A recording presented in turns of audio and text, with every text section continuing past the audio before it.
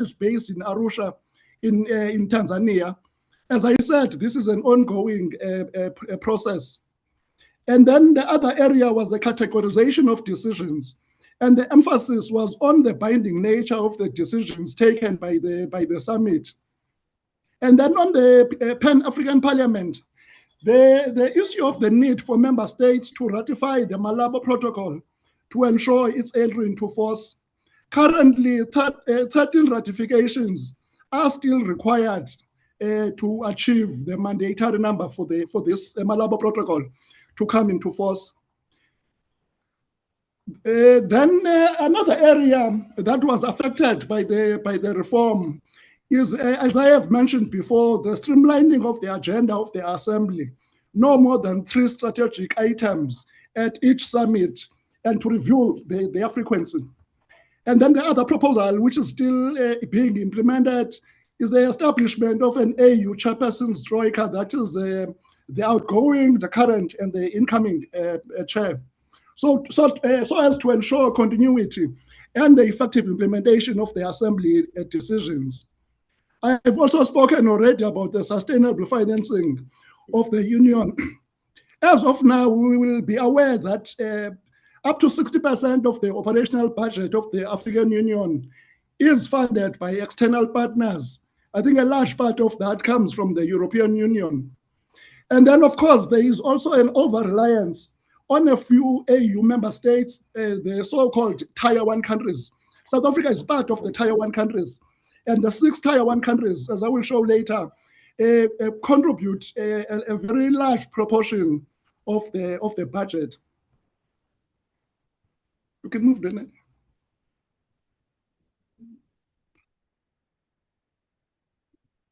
It's gone on my side. I think the presentation.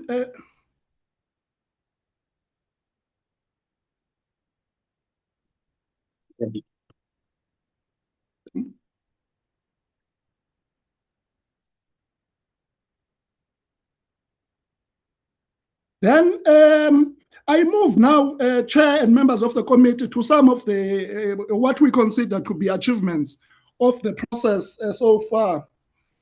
Then firstly, on the reform of the working methods of the Assembly holds 1 ordinary summit per year, and an extraordinary summits can be held as when the need arises. For example, in February, of course, we had the ordinary summit.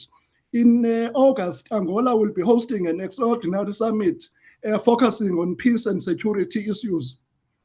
And then there was also the need to strengthen and enforce the current sanctions mechanism, making participation in AU deliberations contingent on adherence to summit decisions. And then on the Partnership Summit, there is again an ongoing discussion to determine the appropriate African representation at the various African summits. As you know, we've got quite a long list of these partnership summits. There will be a Russia-Africa summit towards the end of the year. Recently, there was supposed to be an India-Africa summit, but it got postponed.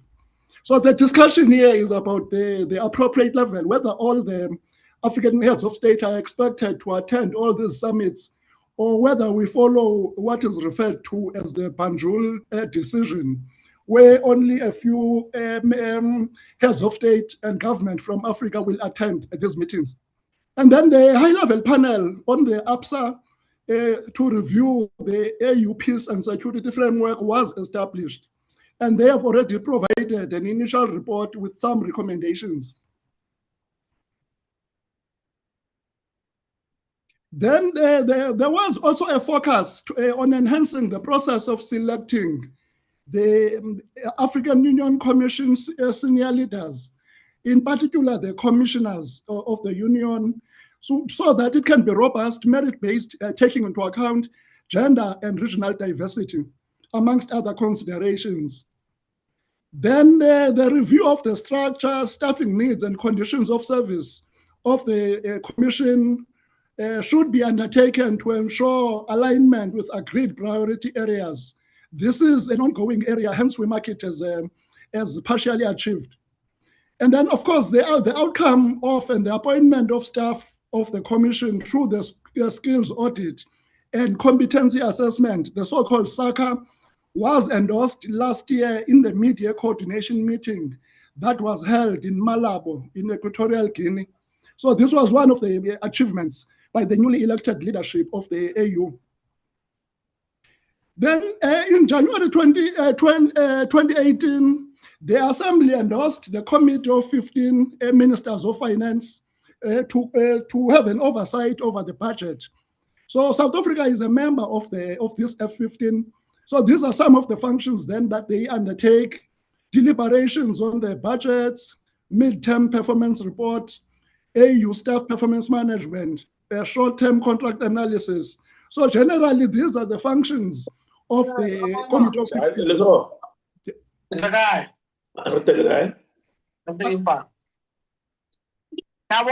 Sorry. Okay. So then, on the coming now to the financial stability of the union, there was a decision that was taken back in 2016 that African members of the AU should contribute 0.2% of their import levies to the union. 25 member states have been implementing this decision. Regarding the peace fund, this was established back in 1993 as one of the operational tools to finance the peace and security activities of the AU. The Article 21 of the protocol relating to the establishment of the Peace and Security Council of the AU provides for the legal establishment of a peace fund to provide the necessary financial resources for peace support missions in the continent. So the peace fund is existing. It is almost close to meeting the threshold that was set. We indicate here that by 2020, it had already reached the threshold of 400 million.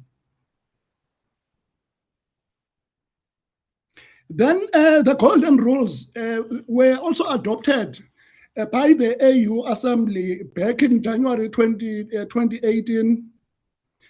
So some of these are already operational. So for example, on number 1, member states' contributions should cover a minimum threshold of the budget. Revenue must be predictable, budgets must be credible, expenditures ceilings should be set, and all expenditure must be authorized. Then 6 and 7, talking about resource flows and transactions that must be reliable and efficient.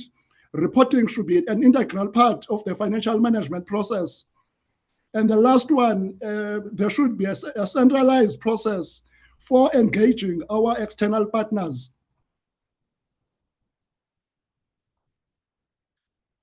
Then on the financial implications, the strengthening of the sanctions regime for those countries that are not paying their dues. So a new sanctions regime was adopted in 2018 by the Assembly, and then this new sanctions regime seeks to address 3 areas mainly: shortening the period within which member states will be considered to be in default to 6 months. Previously, this was 2 years. Places emphasis on compliance through phased application of sanctions in case of default, provides relief to member states due to force majeure, making them temporarily, that makes them temporarily unable to pay their assessed contributions to the union.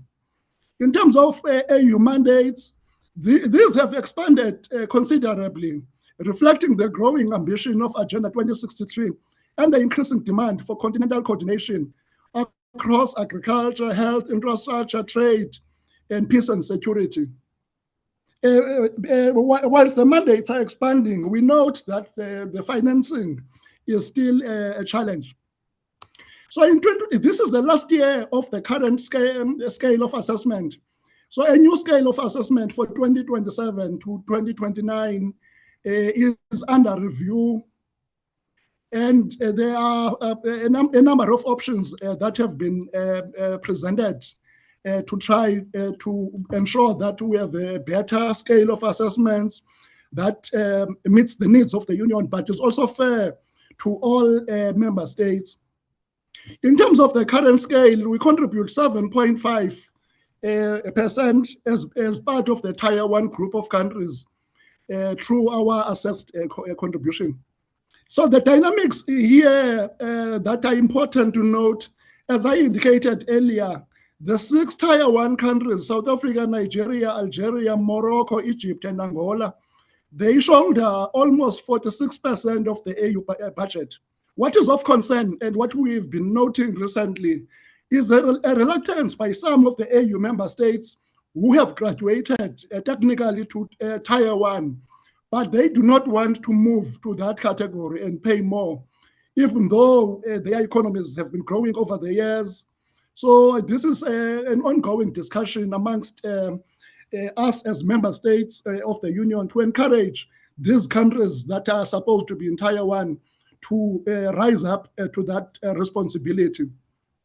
Then I also spoke about the readiness to support expansion of organizational structure, but a reluctance to increase the financial contributions. So I think a political will and ownership by all member states is key in this area. Then the AU representative for financing the union is Dr. Donald Kaberuka, also from Rwanda. As I indicated, this was reintroduced, the concept of the AU representative for financing the union. There was supposed to be a meeting, a joint meeting of the ministers of foreign affairs and ministers of finance of the African Union. This was going to take place in the meeting that was going to take place in Egypt, which has now since been postponed. Then in terms of the current review process, it indicates a trend of expansion of existing offices instead of consolidation. Diplomatic representative offices of the AU in places like Geneva, Brussels, New York, Malawi, Cairo, and in bilateral stations such as Washington and Beijing, they seek to expand their structures, whilst vacant positions on the existing structure remain unfilled. South Africa has called for a minimum staffing levels to be filled prior to any expansion consideration, whilst also calling for a strategic assessment of these offices. Some of them have already been assessed, such as the AU representative office in New York, and I think the rest of the other work is still ongoing. Then the AU revised protocol on relations with regional economic communities. This framework makes provision for reciprocal representation between the regions and the union headquarters in Addis Ababa. A consolidation of offices could be considered in this manner and avoid country-specific AU offices that are spread throughout the continent.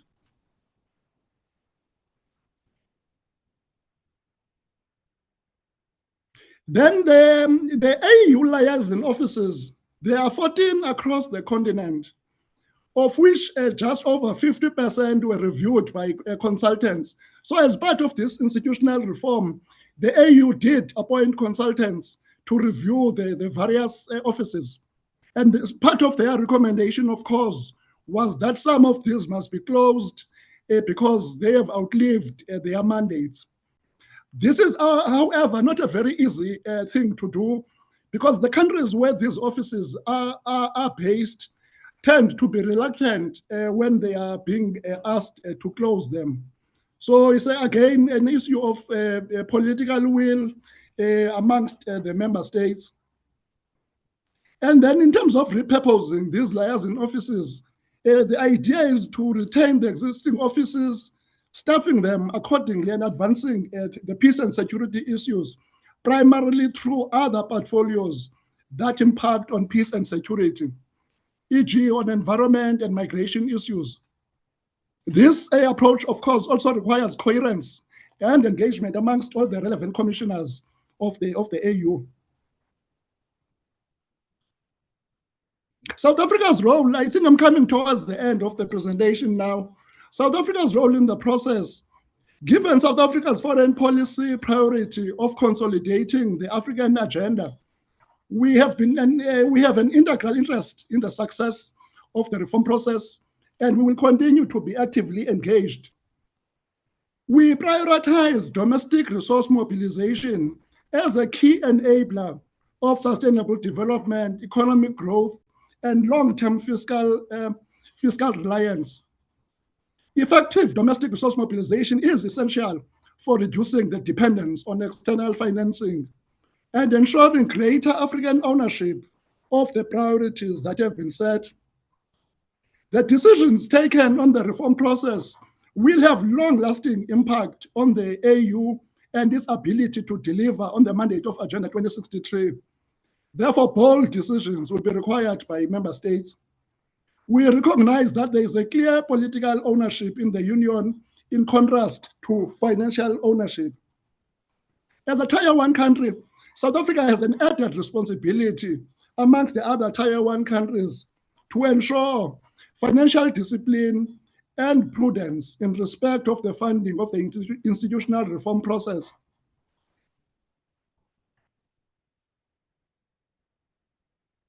In terms of the leadership roles that South Africa is currently playing, President Ramaphosa chairs the AU high-level ad hoc committee on South Sudan. And of course, at the ministerial level, this C5 is chaired by Minister Lamola. And Minister Lamola is planning to lead another visit of the C5 foreign ministers to South Sudan very soon, because South Sudan is facing some difficulties as they prepare for the elections that are supposed to take place in December 2026 to avoid another postponement of their transition process. We will be taking next year the chairship of the AU-UN Regional Oversight Mechanism of the Peace and Security Framework of the EA. This is focusing mainly on the Eastern DRC. So it's currently chaired by Uganda, but it will be chaired by South Africa following Uganda. We are a member of the newly created subcommittee of heads of state and government on the implementation of the African Continental Free Trade Area. We are representing the southern region in this newly created committee. And of course, President Ramaphosa continues to chair the Presidential Infrastructure Champion Initiative. Minister Lamola is serving as the chair of the Ministerial Committee on the implementation of Agenda 2063. His term is from 2025 to 2027. Then we just began a new tenure as a member of the AU Peace and Security Council with effect from 1 April until the 31st of March 2028. On the way forward, we believe that the rationale for the reform of the AU is still relevant, even today, as it was at the beginning of this process in 2018. There is a high expectation in the continent and beyond that the reform process should be completed as a matter of priority. Several successes have been achieved over the past 7 years, but more can still be done. The leadership and the enthusiasm of the AU champion on institutional reforms should be welcome. That is President Ruto. The champion's proposal to hold an extraordinary summit on institutional reform is a welcome development. The reform agenda, we believe strongly that it requires a momentum and an impetus at the highest levels. Therefore, the preparations for such an extraordinary summit should involve all relevant statutory organs of the AU, so that there could be a substantive input towards such a summit. The institutional reform process should be based on transparency and buy-in from all member states of the AU. That was the last slide. Honorable Chair, Deputy Minister, members of the committee, DG, and senior officials, that is the presentation. I thank you. Thanks, Ambassador Mabongo. Anything to amplify, Deputy Minister? Thank you, Chair. I think Ambassador Mabongo was clear and succinct. Can we now hand over to the members for interrogation? Thank you very much, Deputy Minister. Honorable members.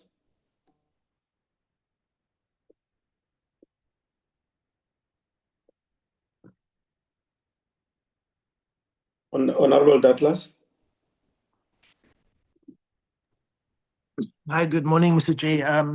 Are we going to interrogate the presentation now? I just want to double check with you. Is that, yeah, okay.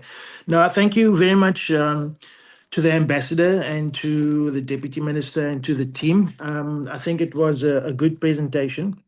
And I think it gave us a good overview of what's happening and some of the challenges that's already been identified.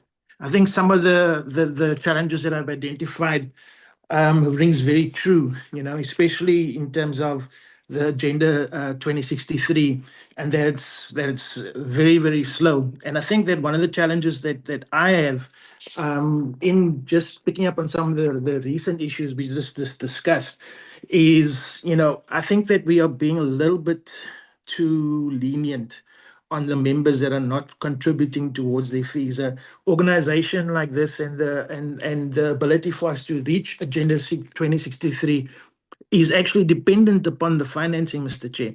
And it seems like from what the numbers is that they have said is that there's 25 member states that are contributing, and South Africa is one of the tier 1 states.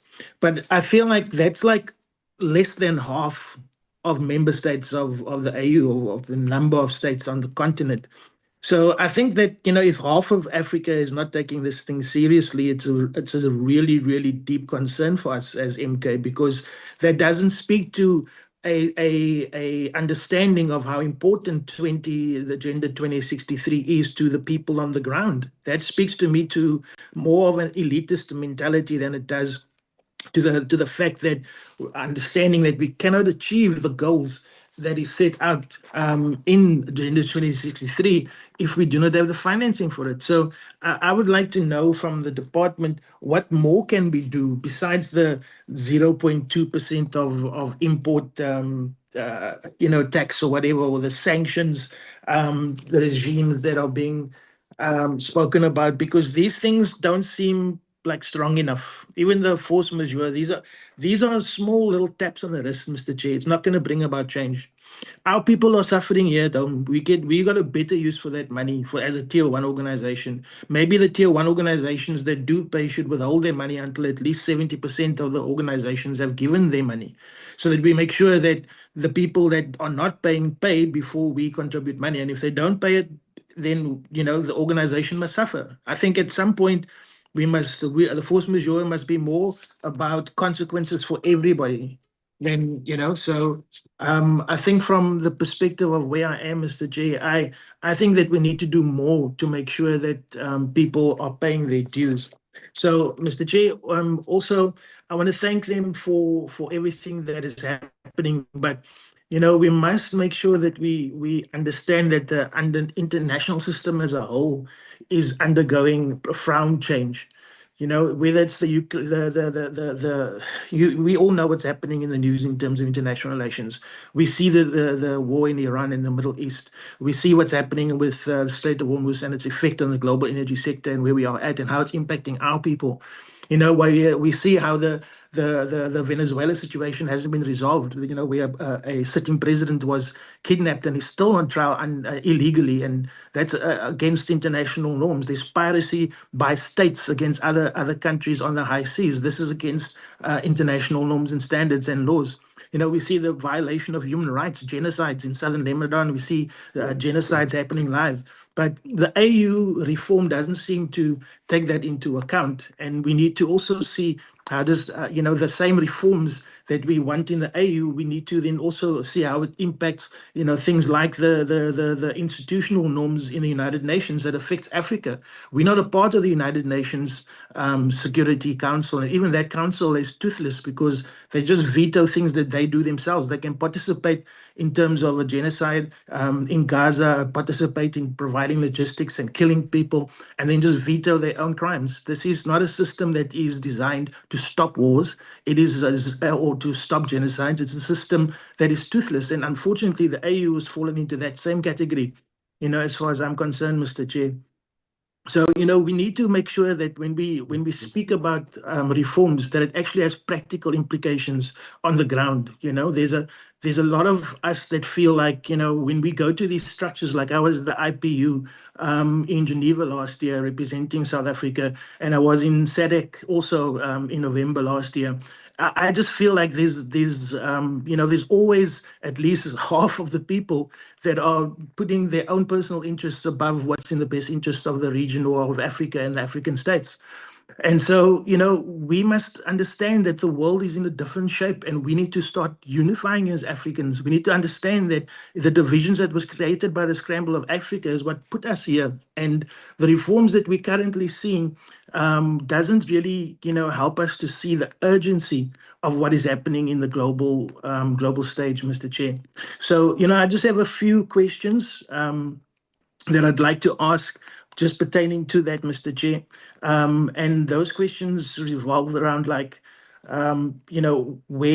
we are in terms of the African Union process, in terms of forcing our members to pay, firstly, and then to be able to ask them how, after nearly a decade of reforms, how are we creating a more efficient institution? How are we going to see change? Because right now, even institutions like PAP, even institutions like the AU, don't seem to be bringing about the desires that we expressed in Agenda 2063. Because for me, if we can achieve Agenda 2063, it will make a huge difference to our people, Mr. Chair.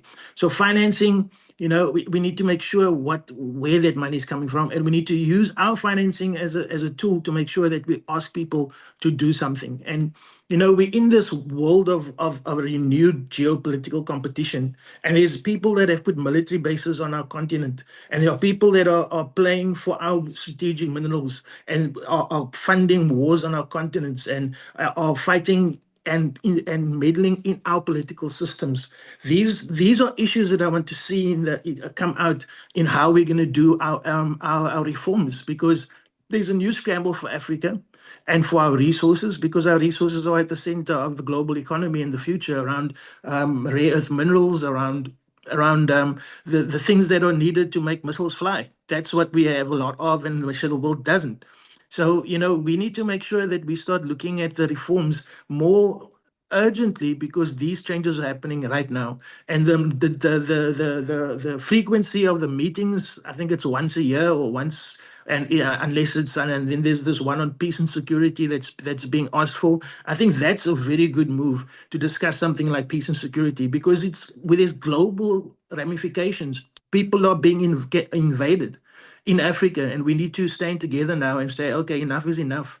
Where's the Africa Standby Force? Let's not seek military defense by depending upon external actors. Let us look at our own ability, and we need to put money to it, and we need to put timelines to it, and we need to put strategic objectives and goals to it. Those are the things that we need to be discussing as part of AU reform. And that, how do we get there? To the current structures, we're not getting there because the sense of urgency isn't there. And there's no repercussions, there's no consequence management for member states that don't do what they need to do. So just those are just some of my remarks and questions. Thank you. Thank you, Honorable Douglas. Just before I give Honorable Mesha, I have a request here, Honorable members, which I think I need to accede to. DDG Mabongo has to meet with his counterparts from Rwanda at 10:30, because they have to prepare for the meeting of the Minister of International Relations of Rwanda and our DERCO Minister. In terms of protocol, they have to do some things prior to the meeting of their principals. So I think it's not a problem. Dr. Mabongo, thanks for the presentation. You can go to your meeting. We will remain with the DG and the rest of the team from DERCO and the Deputy Minister.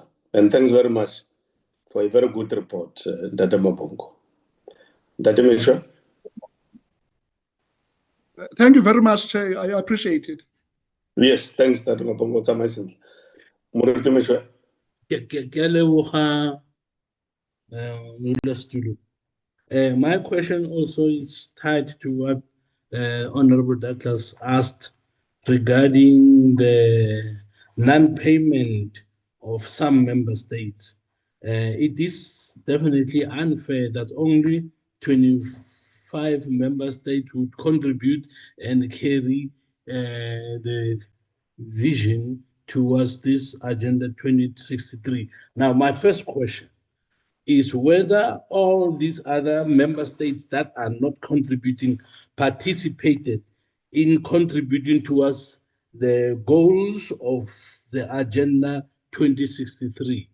Because if they did not, it might be that they do not embrace this as their program because they did not contribute in designing the goals. So I want to know whether they all contributed, and if they contributed, what is being done to assist them or to coerce them to fulfill their obligations. Because for them to want to benefit when they are not contributing even a cent is unfair.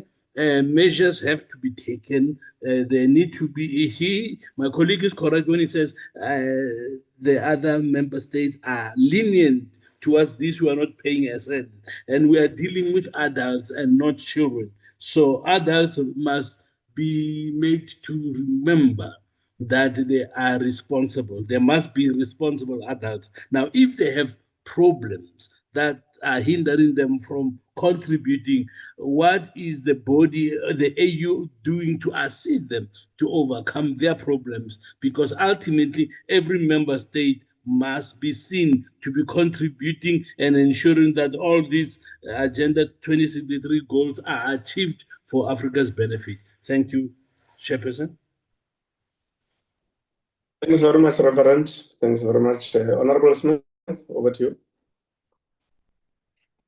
Thanks very much, Chair. And I'm not sure if he's left yet, but allow me to just extend my appreciation to the Ambassador for the presentation. I think it was quite interesting. Chair, I've got a few questions, I suppose, mainly for the department. And this actually emanates from the meeting last week that we had with the Parliamentary Group on International Relations, where we were presented with some similar matters that are coming before Parliament in relation to both SADC and the African Union and reforms that are being proposed in terms of South Africa's membership and the greater multilateral organizations. And we were told in that meeting that DIRCO itself as a department is doing all of the necessary sort of alignment in terms of the legalities of plugging South Africa into these greater regional multilateral organizations. So I think it would be nice if we could just hear from the department about the work that's gone on behind the scenes in that regard. Maybe for the purpose of this presentation, I'm looking specifically at the AU Court of Justice. Perhaps if the DG can just give us an undertaking as to what the mandate of that will be. Is it likely to be similar to the European Court of Justice, which deals with sort of corporate disputes between member states or between European companies? Is it more a sort of regional, I suppose, ICC or ICJ? What is the scope of the AU Courts of Justice, and what does it seek to achieve? And what would be the common legal framework between member states that would be utilized to mete out justice in that regard?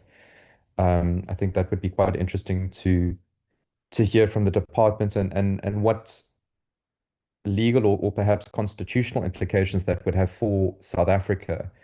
And what can this committee and this parliament expect on the horizon, on the parliamentary agenda in relation to the reform of these institutions? I would think that membership or adjustments rather in terms of an AU Court of Justice would require some sort of legal process or legislative process similar to those of a treaty.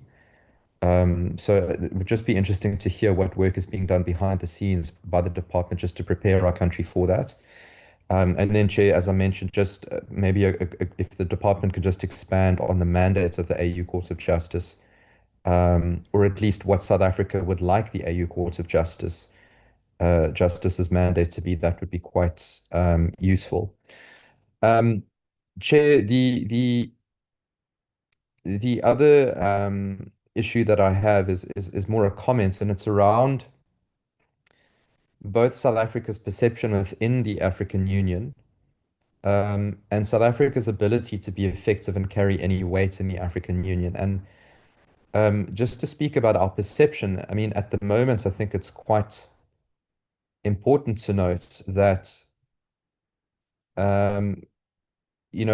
multilateral organizations and regional institutions like this are very much reliant on a common sense of goodwill and trust between member states.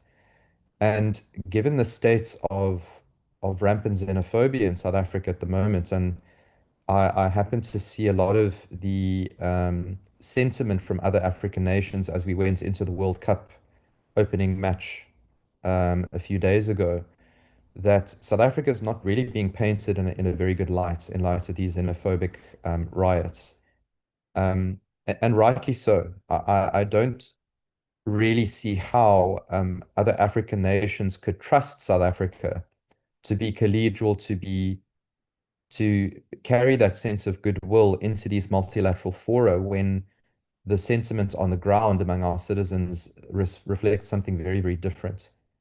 And I do think that, we've had discussions in the past about how South Africa is often sidelined when it comes to the election of chairpersons, when it comes to representation on bodies within the African Union.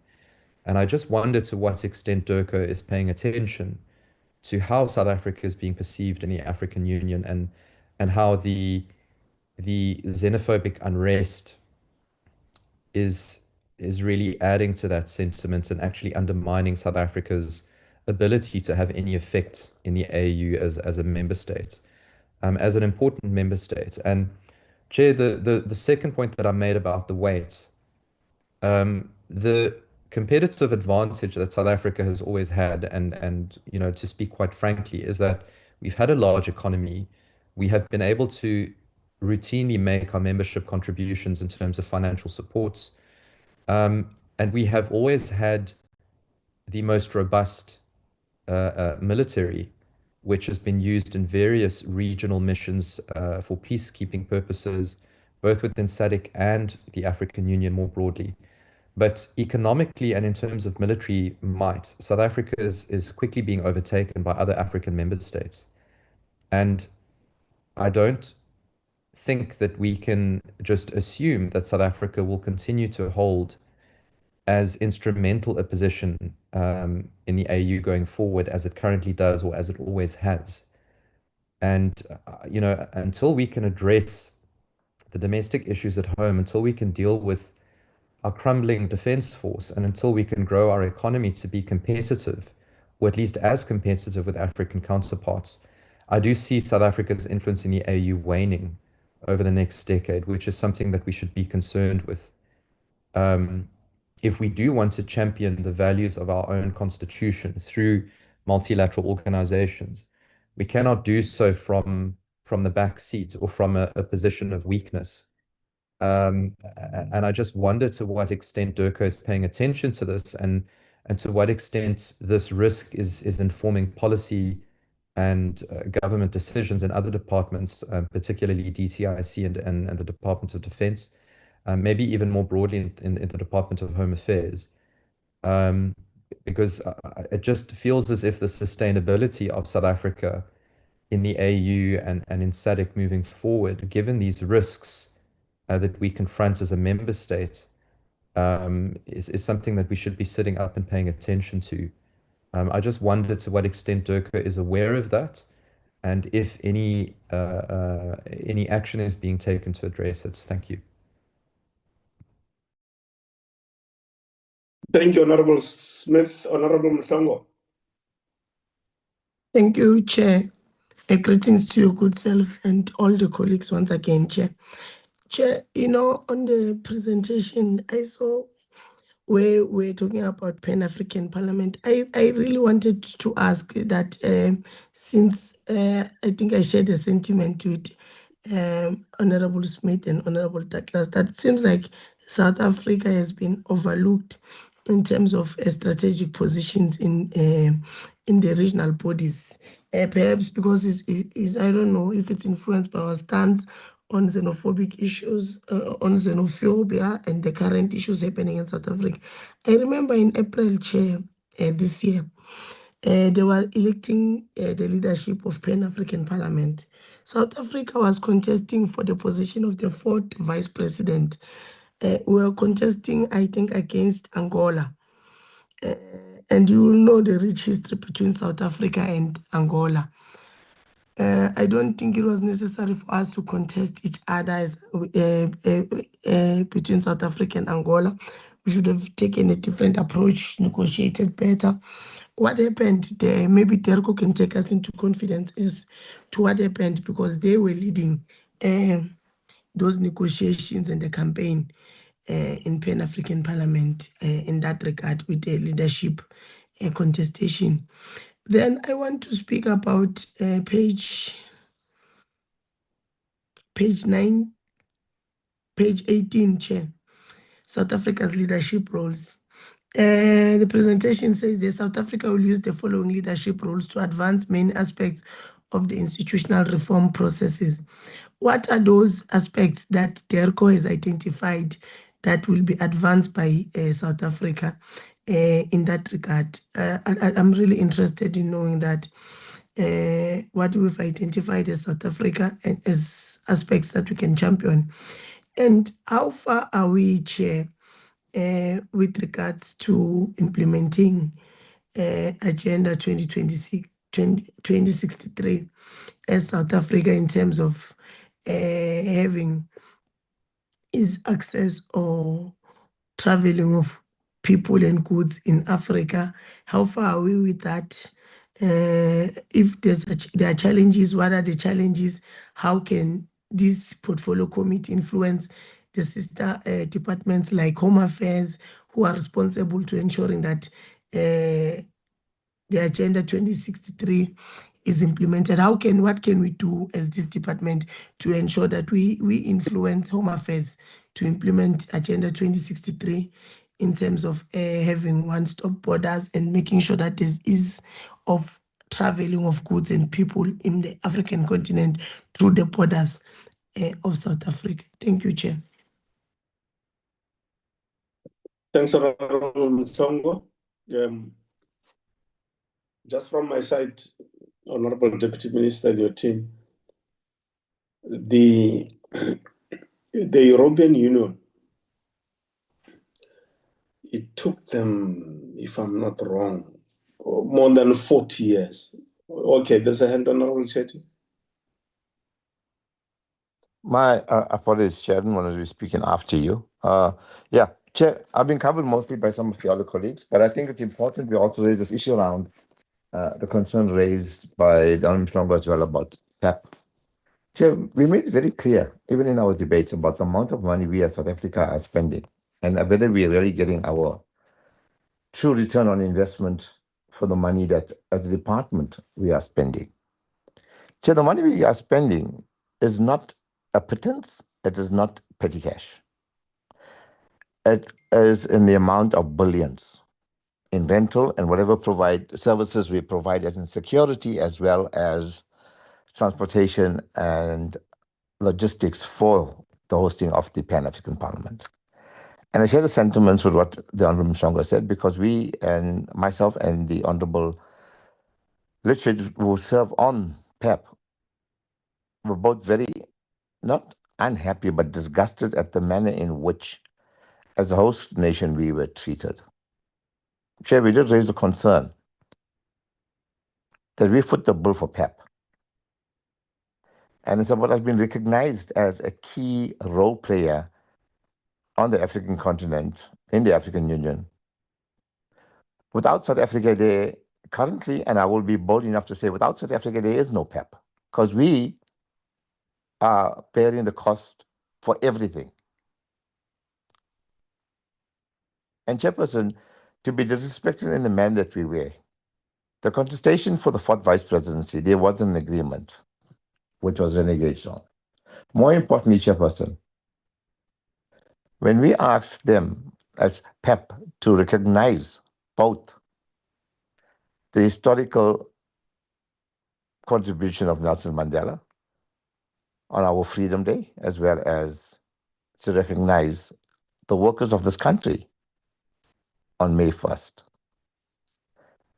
They did not give a single second thought in dismissing the request by the delegation to observe both those days. That's just the tip of the iceberg, Chairperson. There are going to be claims coming through with the renewed host agreement. And I honestly believe, Chairperson, that DIRCO must take us as a committee as well into confidence as to exactly what are the cost implications for us as the host nation. The issue, Chairperson, around this has always been a thorn in my side because we were told that it was only going to be a 5-year contract and then there'll be for them. It's now running on to 15 to 17 years and still there's nothing. And the question must be, can we continue with this project at the cost and at the disrespect that we receive? I'm hoping, Chairperson, that somewhere, somehow, the department is going to come and give us a presentation as the portfolio committee on the breakdown of what our monthly costs are, the running cost for hosting the rental at Gallagher Estates, the cost of the security of having SEPs based there, even when they are out of session, Chairperson. They meet as PEP once a quarter, but there is still services that are rendered throughout the year when they are not there. This can be both fruitless and wasteful expenditure of the department, Chairperson. And I think the time has come now that we need to have an open discussion with the department on the cost implications of South Africa hosting the Pan-African Parliament. Thank you, Chair. Thank you, Honorable Chetty. Yes, I wanted to say that it took the European Union more than 40 years to be where it is today. And these are big countries, member states with huge volumes of capital. When you look at the African continent, we don't have those huge volumes of capital, which may have been the reason why it took the European Union more than 40 years to come together to be where they are today. So, in the reforms that have been reported here today, there doesn't seem to be, and I'm not blaming DIRCO because it is the AU itself, which as part of its Agenda 2063, it doesn't have an objective to have Africa as one sovereign state. It's not there. What the AU seeks to achieve is to have the AU more or less like the EU. And when you look at the situation of Europe and ourselves, they're completely different. They were the colonizers, we are not the colonizers. We are the colonized. Therefore, I'm not sure whether we will fully succeed in mimicking the European Union. There are good lessons to learn from them. But our situation is unique, and yes, we are on track with the AU, Pan-African Parliament, and so on.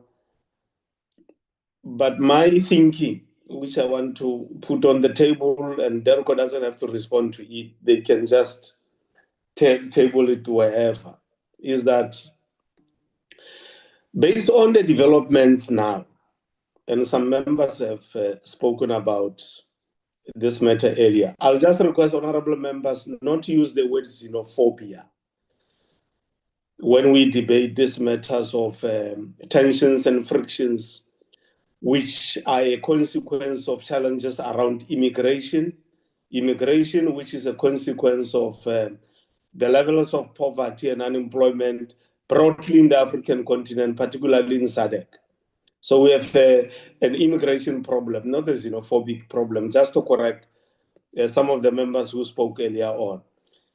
My suggestion is, based on these tensions which are emerging, simmering and emerging, in other countries they are simmering, in other countries they are emerging, I think it is prudent, it is urgent for South Africa, because I don't see anyone leading this, for South Africa to do two things. One, South Africa must table a proposal which suggests that the sooner the integration of Africa must result into one sovereign state, the better. And it is estimated that in South Africa, for us to get our borders operating at an optimal level, where nobody, no goods will come in illegally and so on average, we must spend about 15 billion. And if you are to subtract that 15 billion currently from our fiscus, we are not going to afford it because of our own constraints in the economy. When you look at South Africa's economy, for the next 5 to 10 years, it will grow beyond 3%. So that 15 billion, for us to make sure that people come in and out of South Africa in accordance with the law, is something that we will struggle to attain, which means that South Africa will be an isolated island in the African continent with very strong borders, managed very well, but in the sea of poverty in the African continent. Is that sustainable? I don't think so, because Pan-Africanism requires us to work with the rest of the continent and also provide leadership in that regard. Now, these simmering tensions, we don't know what will be the ultimate outcome of these simmering tensions, where there's negativity growing towards South Africa. I know that the minister's meeting with his counterpart from Rwanda today will touch on those particular matters on how we manage this thing. So that's the first proposal, that maybe South Africa should say, yes, we have the AU, we've got Agenda 2063, but based on current developments, it may be necessary for us to up the ante and move the objective towards a period of 10 years within which we should have achieved one singular sovereign state, where you resolve this matter forever. Because if you look at the EU, there's no guarantee that in future the EU will not disintegrate. There's no guarantee. And if we are to make Africa like the EU through the AU, there's no guarantee that it will not disintegrate, because when the disintegration takes place within our former colonizers, they are likely to use their own tensions over and above the agreed that they are using in the African continent to further destabilize and continue to neo-colonize the African continent. So the future is riddled with dangers and uncertainties. And one of the possible stable variables going forward, which can bring some certainty, will be having Africa as a one sovereign state, which I think South Africa can lead and suggest that in the next 10 years, we should have resolved this thing with 55 federal states, with their own powers, and manage them like the way, for instance, Germany and the United States of America is succeeding in managing federal states within one sovereign state. For me, that's a permanent solution. going forward, so that the Africa Continental Free Trade Area becomes something that will then guide the new sovereign state, where tax will improve, business will improve, the tensions among people will be lessened. And when you do development, it's better when you have one president. When you do development and one cabinet, they look at underdevelopment in the entire African continent, because the rest of the other countries are not developing as quickly as we can, so that that can ameliorate the challenge of people having to move from one country to another as a result of two things: poverty and also a result of wars. The wars are also caused by the same problem, in addition to neocolonialism. So that's my first proposal. Derko, you don't have to respond. As I said, you can just table it elsewhere. Secondly, linked to this, the first proposal, is that South Africa, there are 5 regions in Africa. So what we can do as part of these reforms that we are discussing here today is to have South Africa influencing SADC to engage the rest of the other 4 regions in Africa, so that we do lobby, and we have a permanent team that is doing the lobbying. And we don't just lobby for these positions, this and that in the AU, this and that in Pan-African Parliament. That is minimalism. And minimalism will not take us to our long-term strategic objective. That's why I'm suggesting a maximalist approach, which will then ensure one sovereignty as an entity. So if we lobby the rest of the 4, consolidate SADC, we can then, within a period of 10 years, resolve this matter. Yesterday, we were at UNISA talking about June 16, 50th anniversary with professors and ambassadors and so on. And I said to them that these projections, which are correct, that we are going to have the youngest continent from the next 15 years going forward, and in the next 40 to 50 years will be the youngest. It's not just a variable that we must look at to appreciate. But that objective, that development is riddled with dangers. Because if you are going to have the youngest population in the next 80 to 50 years, and poverty, underdevelopment, inequality increases, those 3 other variables of poverty, inequality, underdevelopment, and so on are going to make this development of being the youngest continent a big, big threat towards stability in the African continent, because the neo-colonizers will use their resources to mobilize these young people as a platform to then destabilize the African continent and possibly take it over. They will say we can run it better. You know, like other people who say, they will simply say, look at how we are running Europe. We are running it better, so we can take this thing and run it for you. We simply replicate what we are doing there. And young people, some of them being apolitical, the majority of them ideologically not being on the right footing and so on, this continent will be gone. And by then we will not be around, most of us by then.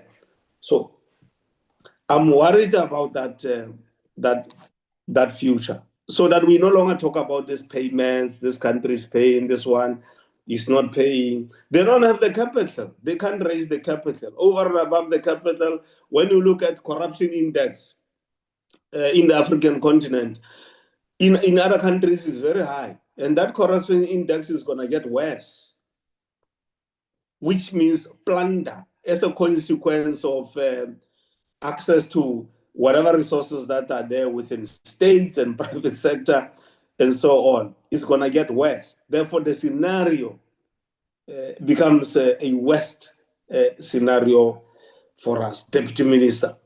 That's the first proposal I'm making comprehensively, that you don't need to respond to. It requires leadership to say situation is changing, therefore we need a different approach to this particular matter. Second point, the president has announced that he's sending envoys, which is a good thing, and I think as a committee we will also issue a statement to say we support it. The envoys to deal with these matters of immigration challenges, and I want to repeat it: it's not xenophobia, honorable members. Please, it's not xenophobia. There are forces at play which are pushing the narrative of xenophobia. And those forces are working very hard to make sure that South Africa is isolated. 2, South Africa must become a pariah within the African continent. 3, the profile of South Africa that has accrued us over time, that we have earned global level into their objective. And we must not even think for a moment that some of these narratives of xenophobia, which does not exist, we must not for a moment think it may not be related, it may not be related to our position, for instance, on because they have for sophisticated methods of working with other forces at play to make sure that they get at us. I'm really suggesting that the envoys, which are going to be sent by the president all over, must I don't know whether it's through DERCO. We must at the same time use parliamentary diplomacy, working alongside the envoys. I hope you understand me, Deputy Minister, which means that at the arm of the executive level and at the arm of parliamentary level, there must be synchrony in ensuring that both arms of the state domiciled here in South Africa, we engage across the African continent through the Pan-African Parliament and the president with the envoys and share notes on some of these things. The other point I want to raise is that when we look at the G20 Troika, the G20 Troika now is South Africa, the US, and the UK, with problems coming from the US. It is quite clear that based on developments between South Africa and the US, there's been a narrowing of proximity economically and relation-wise between the European Union, South Africa, and Africa. It is going to be very, very important for us as South Africa to engage the European Union on these developments that are taking place at the same time. I know you are doing it, DG, with your team. At the same time, consistently engage the UK, because the UK is the next chair of the G20, so that at the geopolitical level, these attempts that are aimed at using xenophobia as a narrative to make South Africa a pariah state do not succeed, because those that we work with in the Troika, which is the UK, working with South Africa, and at the same time working with the European Union, create a condition that will make it difficult for those who are pushing the narrative of xenophobia in South Africa not to succeed. Because if investors were intending to come and invest in South Africa and there's this instability and we are not sure how it's going to pan out, they're going to have a second thought, which then means that South Africa's economy will be constrained, and we will not be able to respond to the challenges that we face. So I'm going to request that when we meet every week, Deputy Minister, let us get some briefing on the extent to which the envoys are succeeding in ameliorating the situation, so that from our communication point of view and our work as the portfolio committee, we are also able to lend a hand in dealing with this agenda. I call it a agenda to make South Africa a pariah state, because it's clear that this is an agenda to make South Africa a pariah state and a skunk in the African continent. And that agenda must be defeated. We must not hide it. All of us must rise. We must defeat that agenda so that we can build South Africa to become a country which Nelson Mandela had envisioned, which our forebears had envisioned. That's my second point and my last point, Deputy Minister. Over to you. And thank you once again, Honorable Chairperson and honorable members, for these comments and inputs that you have made towards the work that we do as the country of South Africa on the reforms that we need to be embarking on, the institutional reform process of the AU. I think, Chair, from our side, we need to indicate that there would be the meeting of the AU's heads of state and government that will take place in the AU headquarters in Addis Ababa, which is scheduled for the 24th of June to the 27th of June this year, which is happening next week, where we would see AU's heads of states assembling together in our headquarters to reflect on issues that are also related to this issue that we are deliberating here today, which is your AU institutional reform process. But also on the agenda of that meeting, Honorable Chair and members, I think you might have seen on the media houses that Ghana has sponsored an agenda item that must reflect on the so-called xenophobic attacks that are being labeled to be happening in the country.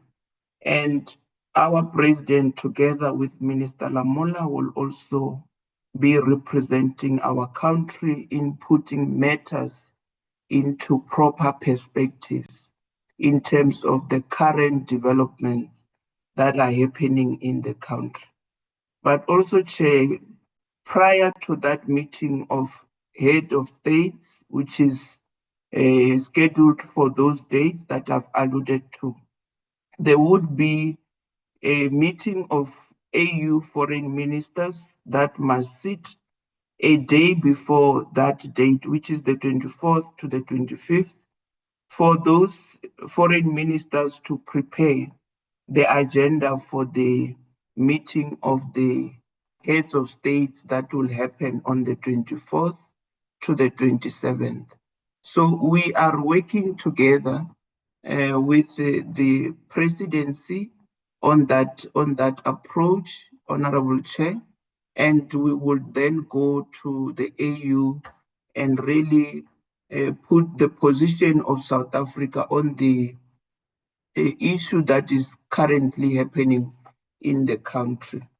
I want to also indicate that, yes, you have heard the president correctly, Chair, that we need to now embark on the outreach program as the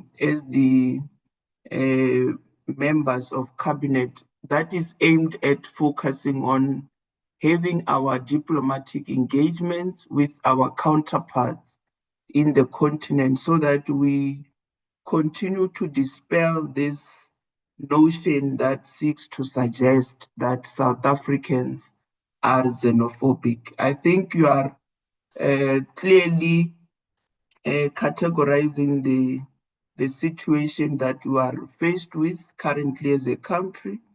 And this has got really nothing to do with South Africans being xenophobic. We are currently confronted with a situation where the genuine issues that our people have been faced with are being hijacked by those vigilante groups that have been mobilizing our people, of course, taking advantage of their socio-economic status and then mobilize them behind that agenda of trying to really send a message out there in the entire globe that seeks to erode the work that we have been doing through our foreign policy in building the country South Africa. Of course, you know that South Africa continues to enjoy that moral standing globally in terms of issues of human rights and the issues that we have always been advocating for every time when we see injustices being meted against others within the continent and beyond the continent. And I think, Chairperson, we need to assure our people that they need not fall into the trap of being at the center of these developments that are happening in the country, because South Africa is not a lawless state. We do have all organs of states that are more than ready to can make it a point that we instill law and order within the country of South Africa.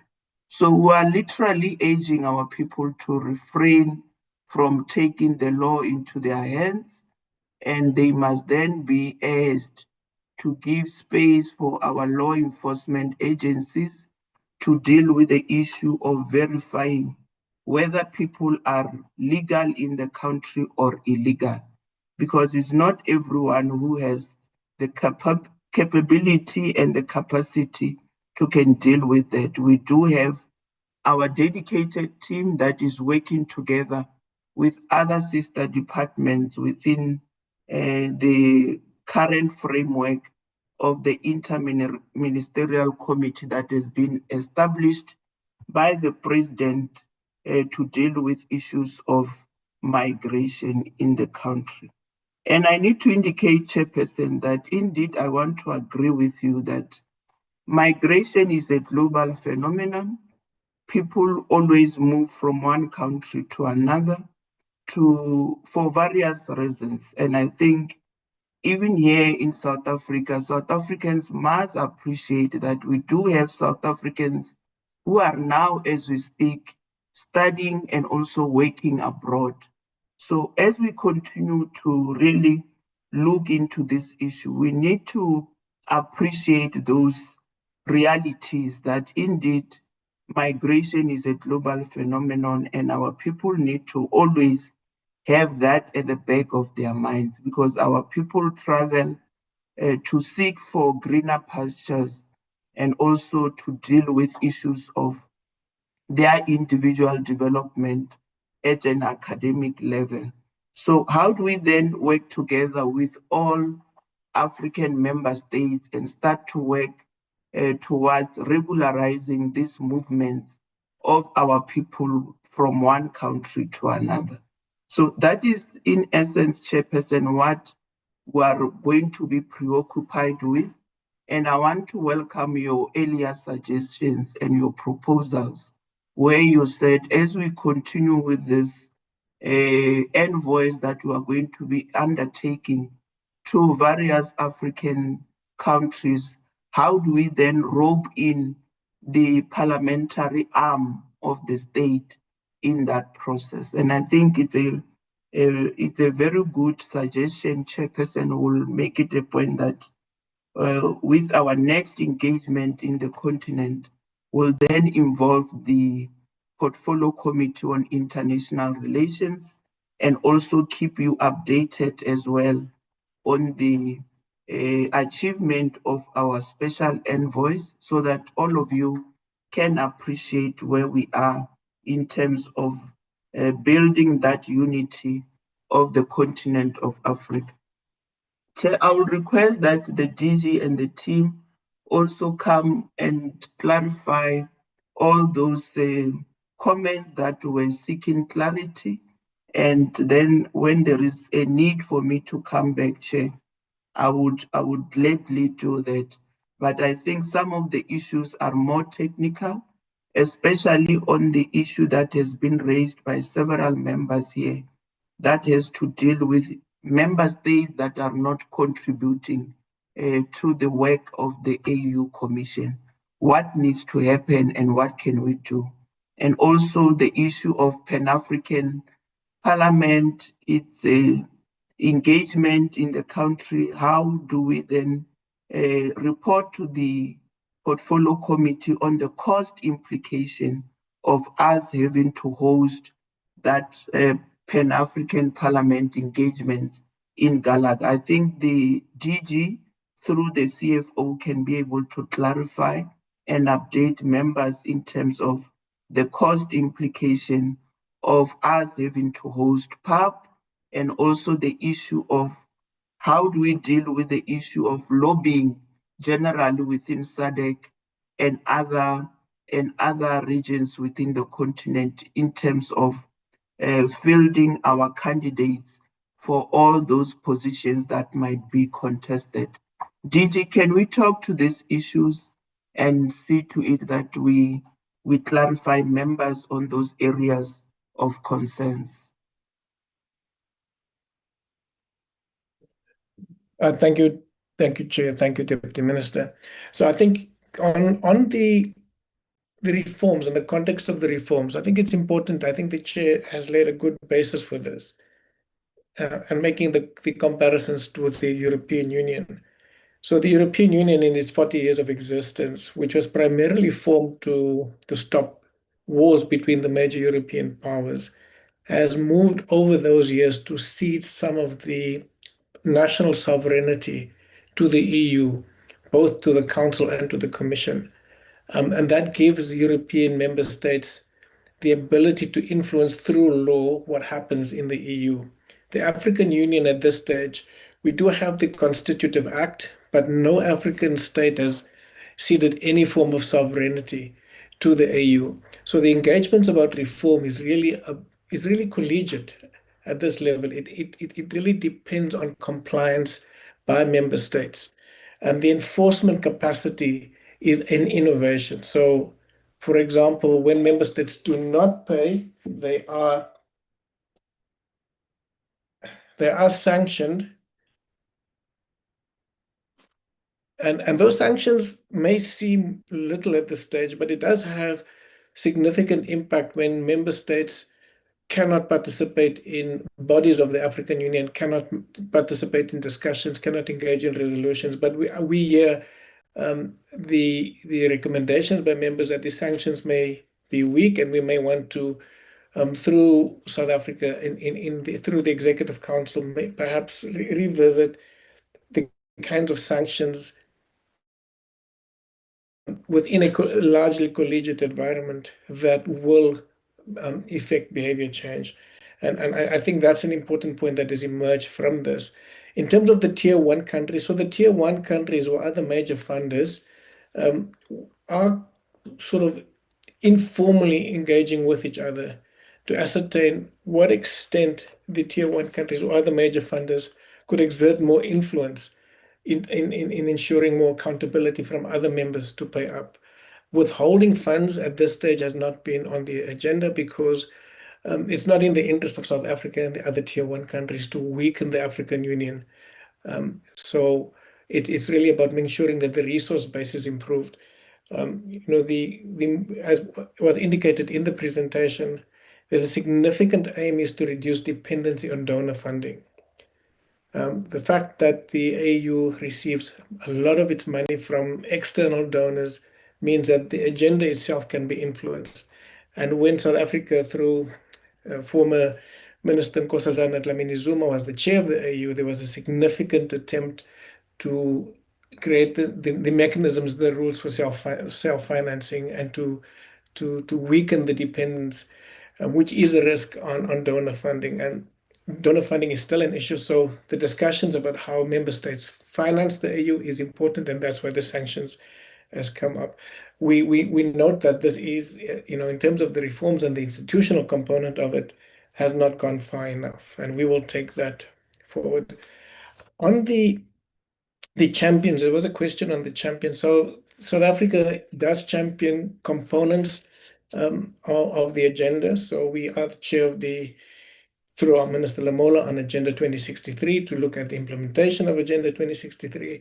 Just on Agenda 2063, largely aside from the issues that look at integration, which looks at the movement of people and goods, Agenda 63 also has goals that look at poverty, inequality, human rights issues, which really require resource mobilization at the domestic level and policy implementation to align with Agenda 63 at a national level. So there's also a legislative component to this, where legislatures in the different countries need to be looking at whether policies that are being developed are in alignment with Agenda 63, which is exactly the same with the MDGs, the Sustainable Development Goals of the African Union, where the goals are set, but the implementation of those goals and the financing of those goals are largely determined to the extent that domestic policies and resource mobilization are aligned to those goals.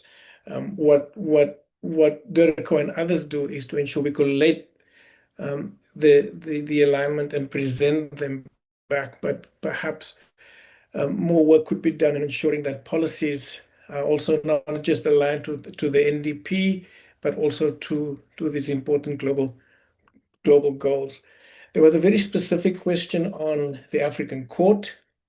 So we do have the African Court on Human Rights, which is in Arusha, and that court is functioning exceptionally well.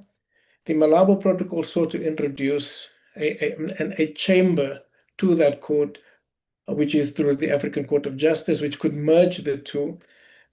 South Africa has not ratified the Malabo Protocol for many reasons, but on the African Court of Justice in particular, the Justice Portfolio Committee, I think it was in 2019 to 2020, engaged with this quite substantively and made the recommendations as to why we could not, at that stage, ratify, because some of the recommendations in the protocol on the Court of Justice is in conflict with issues that we believe are important. For example, immunities for heads of state. The approach to the Court of Justice would have immunities for heads of state, which would be contrary to what the international jurisprudence is currently, including at the International Criminal Court, and also the approach that we take. So it might be useful to get that report, and we could find it and send it to the Portfolio Committee from the Justice Portfolio Committee. I may get the year wrong, but I'm sure it was 2020. And that really does lay out a really good, the good basis for the concerns that we do have about the merger between the African Court of Human Rights and the proposed chamber that will deal with international criminal law.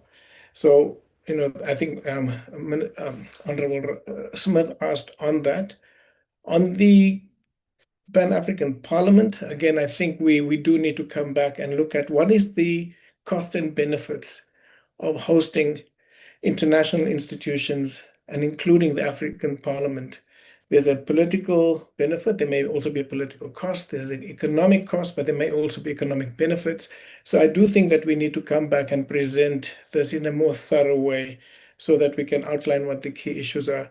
In terms of how issues are prioritized on the parliamentary agenda, which is the Pan-African Parliament, which is slightly different to what happens in the African Union. So in the African Union, we can set the agenda, we help set the agenda a lot more actively through the Permanent Representatives Council, then through the Executive Council, which is the Foreign Ministers Forum, which then leads up to the heads of state.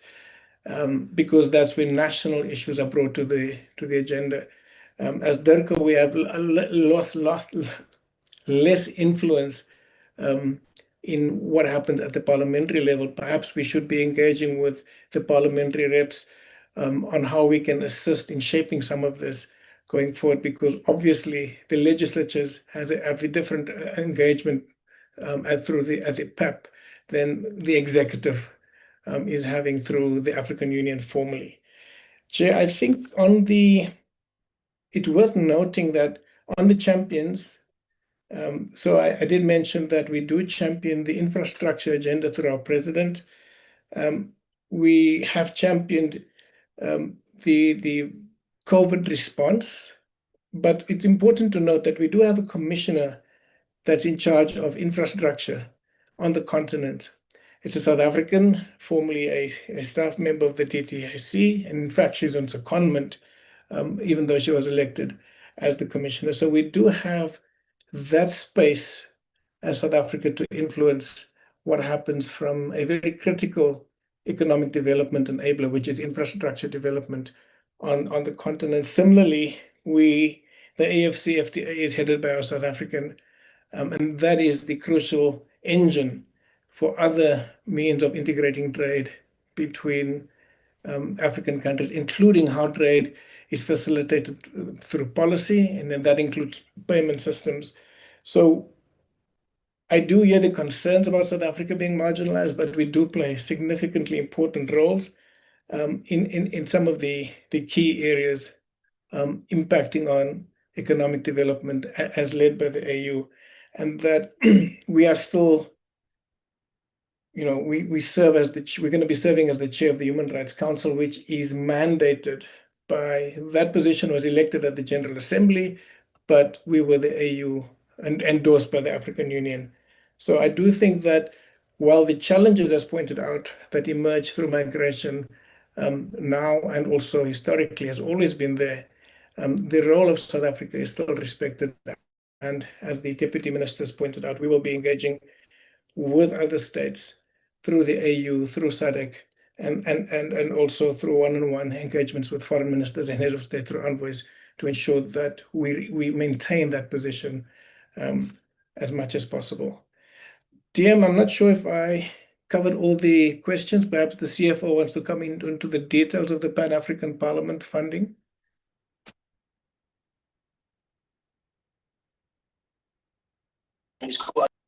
Yeah, it's fine. The CFO can come in and share with the members the cost implications so far. Good morning, Honorable Chair, Honorable Members, Honorable Deputy Minister, DG and colleagues, and ladies and gentlemen. We can provide the cost for last year. They have spent just over 30 million for the operations. For this financial year, we have allocated about 28 million just on operations. But to also qualify it, Honorable Chair, is that of that 28 million, normally about 50% of that goes to overtime for the South African police services that's rendering service there when there are sessions. And then for the leases, we are paying just about 3.9 million per month. Thank you, Chair.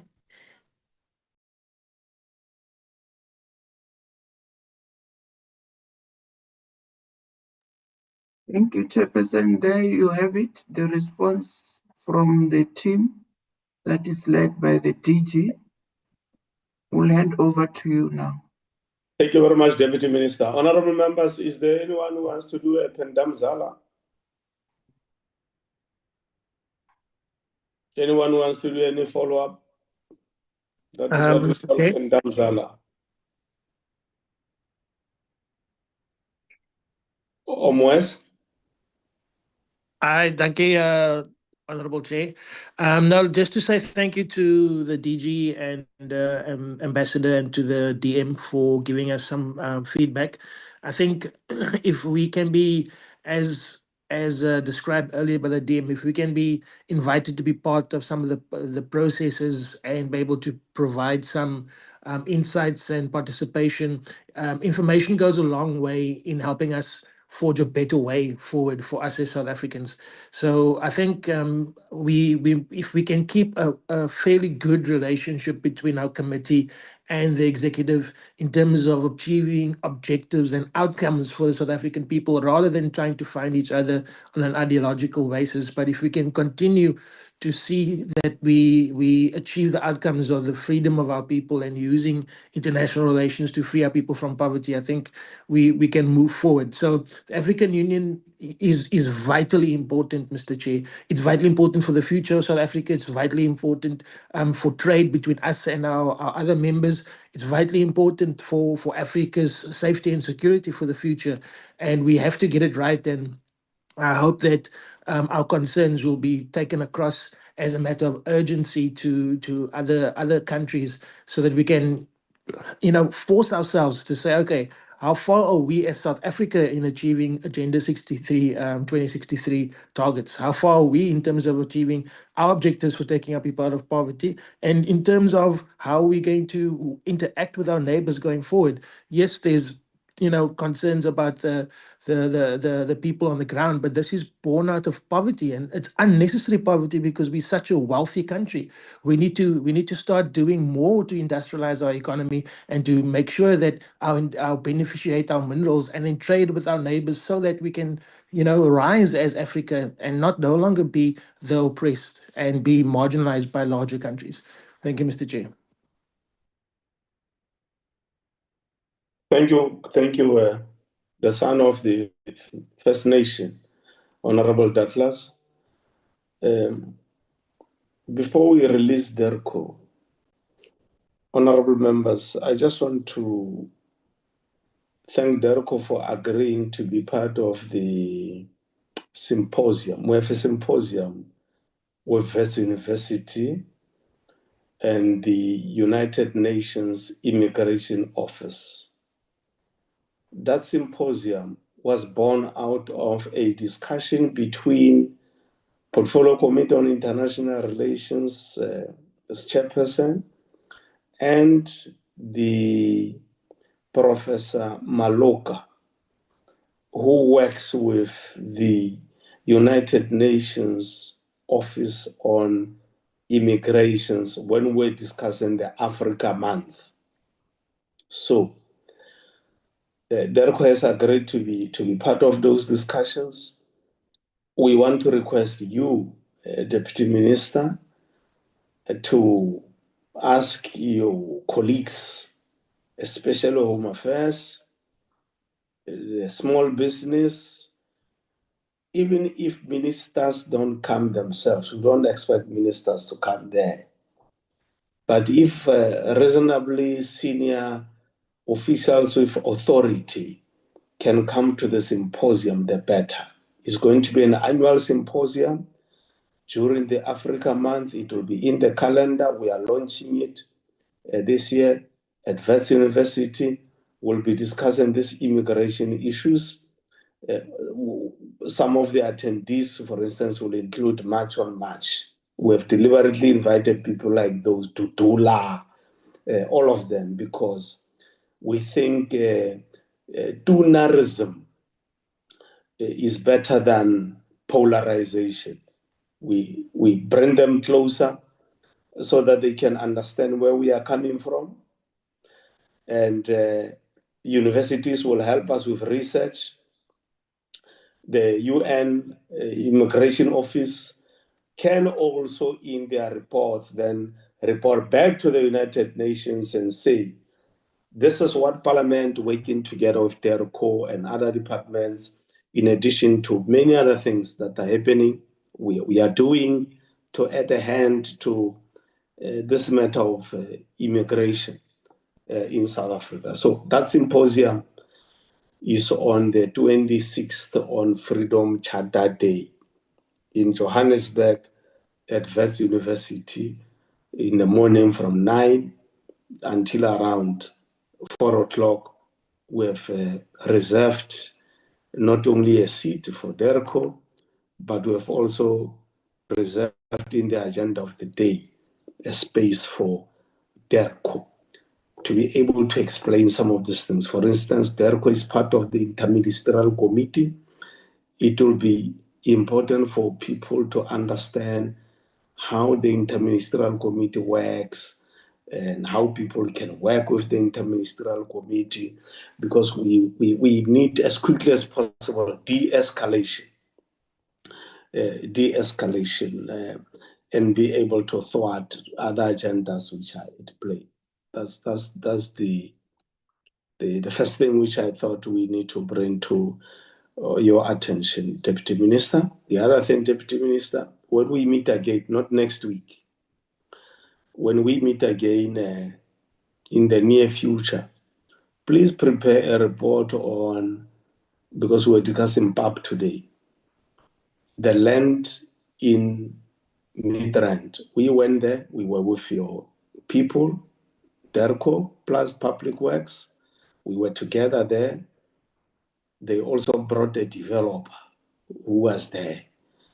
And they said that come January 2026, they will be starting the process of construction as part of South Africa hosting the Pan-African Parliament in Midrand. So in the near future, somewhere between July and August, when we meet again, please just prepare yourself for a response on that particular matter to the portfolio committee. It will be useful for us to do that. And the other thing is, Deputy Minister, there's a possibility of us going to Canada.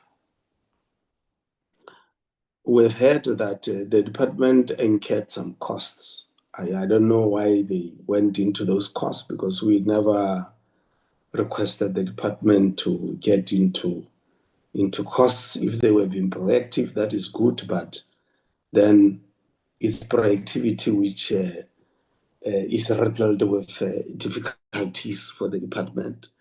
We are waiting for the final approval from authorities on the side of Parliament, because we changed the dates. We changed the dates, which then affected planning on the side of Parliament. We changed the dates because the IEC announced the dates when we had already committed the dates to go to Canada. So we had to change the dates because of voter registration, which we are going to engage in this weekend. So we had to change the dates. Now everything is being reworked. If it doesn't materialize, Deputy Minister, our plan B is to have the oversight done on those missions. We will do it virtually. The oversight, if it doesn't materialize, if people who are supposed to then turn things around are unable to turn things around because there's a pressure of the World Cup, we are told accommodation is a difficulty and other things. So all things being equal, we will then proceed. If it doesn't, we will use the same time of Canada, of our oversight in Canada, to do the virtual oversight. But we will give you a date. You will get that date before the end of the week on the virtual oversight that we are likely to embark upon as the portfolio committee. And just for your information, Deputy Minister, this portfolio committee is not going to do study tours. Maybe the new committee in the 8th Parliament will do study tours. We are not interested in study tours.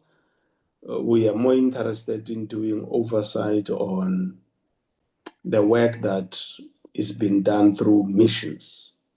That's what we want to focus on as the portfolio committee. So we'll not bother you with study tours, us going for a study tour as the portfolio committee. You can work on that with other committees that are interested in study touring. We are not doing study touring as the portfolio committee. Every cent we have, we want to invest it in doing oversight on the department.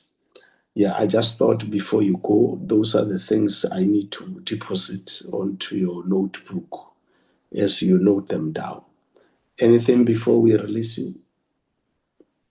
Thank you, Chairperson, and thank you to the honorable members. I think, Chair, the issues are well noted. It's like you are seeing me here. I was jotting them down, all of them. The report on the land in Midrand for construction of Pan-African Parliament, I think we will prepare it on the days that will be shared with ourselves. I think the DG and the team can then come and brief us on what are the developments so far. Then the issue of your oversight functions, I think, Chair, you are at liberty to perform your role as the parliamentary committee in terms of the constitutional responsibilities that you have, where you must hold us accountable. So we will really appreciate whether you go on the ground physically to those countries where we have our missions for you to continue with this work. It will be up to you on how you go about doing that. But even if you can do that work through various virtual platforms, I think our team in those missions will be more than ready to can be able to interact with you at the time and the dates that would be shared with them on time. I think, Chairperson, from the issues that you spoke with regard to the symposium, that you're saying DIRCO has a seat, I think we'll have to check in our diaries and see who can then come and represent the department. If I would be in the country, I can then assure you that I'll be in attendance, and I'll also check with my colleagues from the Department of Home Affairs and the Department of Small Business Development, so that we come together through that engagement that is arranged by yourselves with those stakeholders that are concerned about issues of migration in the country. We can then come in and clarify and share the work that we do through the IMC that is being appointed by the president to focus on this issue of migration in the country. So we'll then communicate with yourselves immediately after this meeting to confirm our availability for that engagement that will be of paramount importance.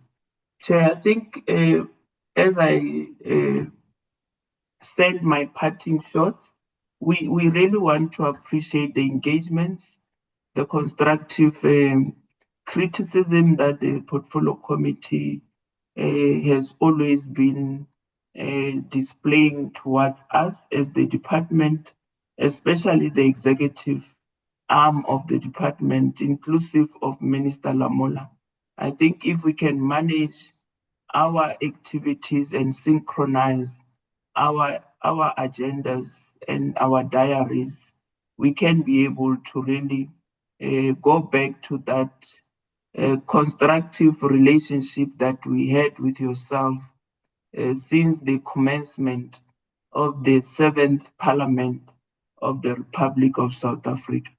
And with regard to the issues that we were deliberating here today, I think Honorable Douglas is correct in overemphasizing the need for Africa to not always depend on other global factors. And also Africa is urged by Honorable Douglas to really appreciate its mineral endowment that it has within its borders of the continent, And how do we then work together to make it a point that we position Africa as a strong, united, and highly influential partner in the international affairs? All these issues, Chairperson and members, are clearly outlined within the Agenda 2063, which is the African Union Strategic Blueprint and the Master Plan for Transformation of the continent of Africa into being a global powerhouse, like we have seen it being clearly articulated within the 7 key aspirations of that Agenda 2063. So we'll work together with yourselves and seeing to it that we propel this continent of ours to be that global powerhouse that must always be appreciated by other continents within the global arena. Thank you very much, Chairperson. Until we meet again, that's it from us. And I think I've already covered the team from DERCO that is led here by the Director General, Mr. Zane Dango. Thank you very much for the opportunity to interact with yourselves. Thanks, Deputy Minister. Before you leave the platform, Honorable Shetty. Yeah, thank you, Chairperson, and I'm glad you saw my hand up before releasing the Deputy Minister. Chair, through to you, to the Deputy Minister. I just want to make this very clear, and Deputy Minister, my response is not AI generated, just for your information. Chair, the Deputy Minister has said to us that notwithstanding the fact whether we do go and do our oversight in person, the fact that we can still do it virtually, she's still quite happy with that. I just want to caution the Chairperson that if we did not do the oversight to New York, we would not have exposed the 118 million rand that this department squandered. And the very department, Chairperson, misled the previous committee, making them believe that we've got a property, we've got a land, we've got a site that we are renting, that we are procuring 180 million rand. Because the previous committee, prior to the one that I sat on, Chairperson, was comfortable enough to sit in South Africa and listen to or being misled by the officials that this project, this pilot project in New York that cost us 180 million rand was there. Until the former minister had to agree in Parliament when I said to her, do we have anything to show for the 180 million rand? Do we have a piece of land? Do we have a property deed? A piece of paper, anything? And she had to concur and be highly embarrassed that I have to agree with the Honorable Chetty that we have nothing to show for the 180 million rand squandered. Secondly, Chairperson, you know for the fact when we went across to Germany and Portugal, before we left, we were told everything is in order. ICT is working perfect, no problems.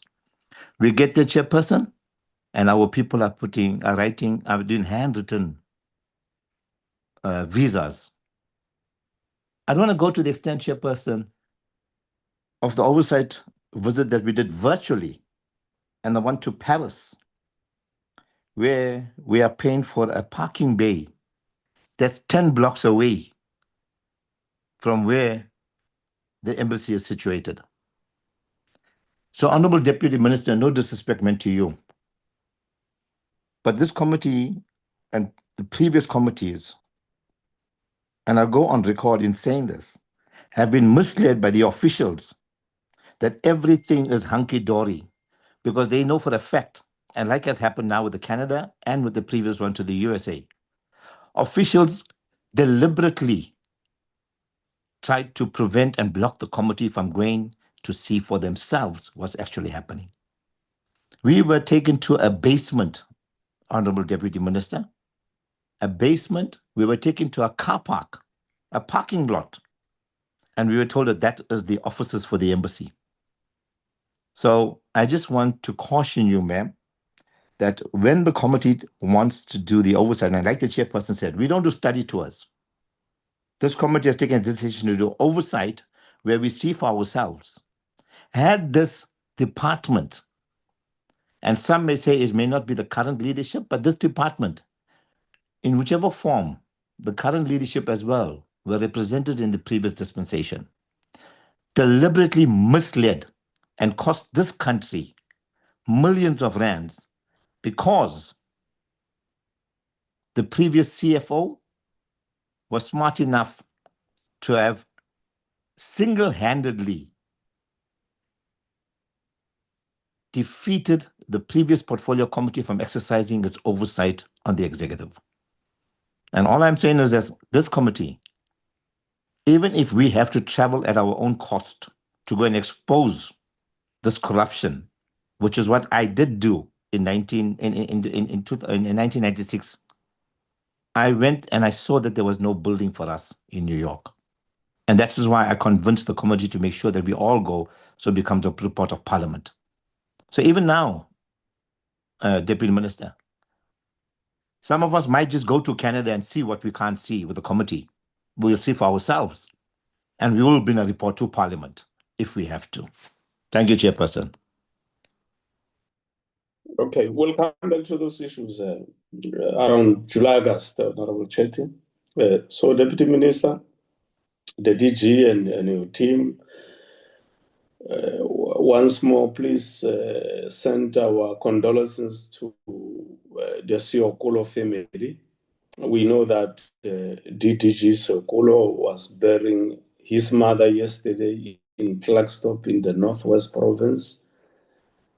We did ask our office to send a message of condolence, and thanks to the department for going to the funeral and supporting Ntate Siokolo and the family during that difficult time. I'm sure they will take some time to recover, like all of us do when we lose our loved ones. So thanks for that. That's part of humanity and Ubuntu amongst ourselves.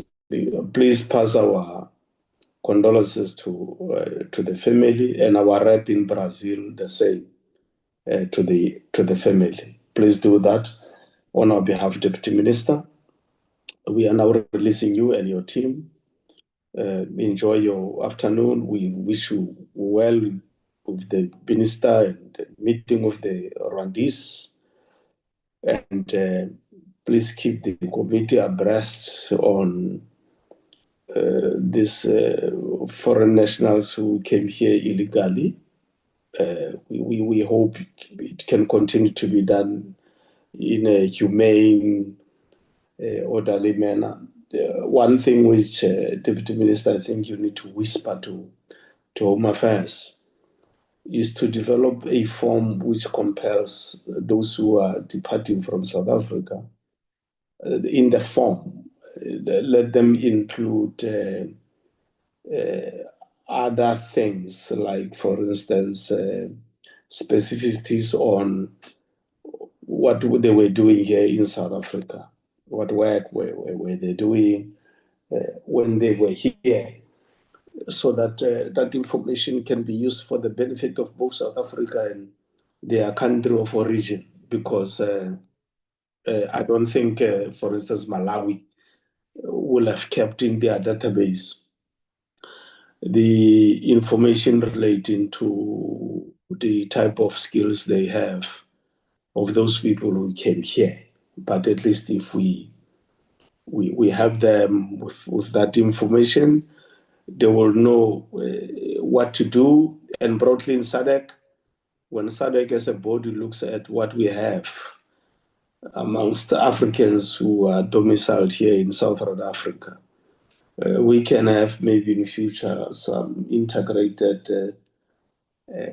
skills-based information system which can help us. Because it doesn't mean if people didn't go to university, they don't have skills. They've got various skills which can be tapped upon, and those people can be assisted in future to have the necessary documentation if developments in South Africa are such that there's demand for those particular skills. If they don't have, we don't have them here in South Africa, the database will be helpful. There's one difficulty also which at a human level, I'm sure government is handling it, where some of the foreign nationals who came here illegally have got children, which means they now have a bond with families that are here in South Africa. And family relations don't recognize borders that much. So in future, we are going to face a situation where we must help either the mother or the father or both parents to come across to visit their children, and for the emotional and psychological being of those children. And we hope that these children who are going to be victims of what their parents may have done crossing illegally, they will not pay the price for what their parents did. But both governments of South Africa and the rest of the neighboring states, we can work such that we psychosocially create an environment that will help these children who are innocent to become better citizens for their countries and for the African continent. Samaisen, the Deputy Minister, and your team, honorable members, we are left with announcements. We will now give Lubabalo to announce. Thank you, Chair, Bye, and members.